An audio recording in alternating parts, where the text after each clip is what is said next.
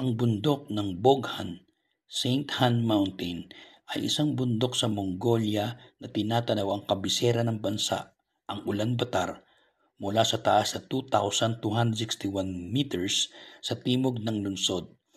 Ang Boghan Mountain, kasama ang iba pang mga sagradong bundok ng Mongolia na Burkhan Khaldun at Otgontenger, ay idinagdag sa UNESCO World Heritage Tentative List noong August 6, 1996 sa kategoryang Kultura. Ang mga World Heritage Site ay yaong nagpapakita ng universal na natural at kultural na kahalagahan. Noong 1783, idineklara ng lokal na pamahalaan ng Mongolia ng Qing Dynasty ang Boghan bilang isang protektadong lugar dahil sa kagandahan nito. The Sacred Sanctuary. Matatagpuan sa loob ng Boghan Ul National Park, ang bundok na matagal nang itinuturing na sagrado ng mga lokal.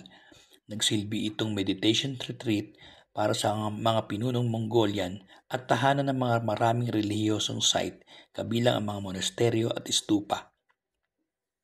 Ang bundok na pinangalan ng Boghan ay siyang ikawalong espiritual na pinuno ng Mongolia.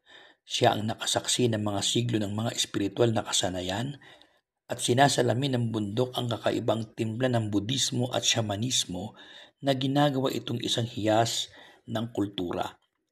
Itinalaga bilang isang protektadong lugar noong 1778, ang Boghan Ul National Park ay ang unang pambansang parke ng Mongolia na nagbibigay diin sa pangako ng pamahalaan sa pangangalaga sa natural at kultural na pamana nito. At kung ikaw ay mahilig sa pakikipagsapalaran at naghahanap ng isang hindi malilimutang karanasan sa trekking, huwag ka nang magdalawang isip pa. Isuot ang iyong hiking boots at maghanda para sa paggalugad ng Boghan Mountain na puno ng mga kahangahangang tanawin at sulit na marating, ayon na rin sa mga naka-experience na sa paglipas ng mga panahon. Iniaalok din sa lugar na ito ang horse trekking tour.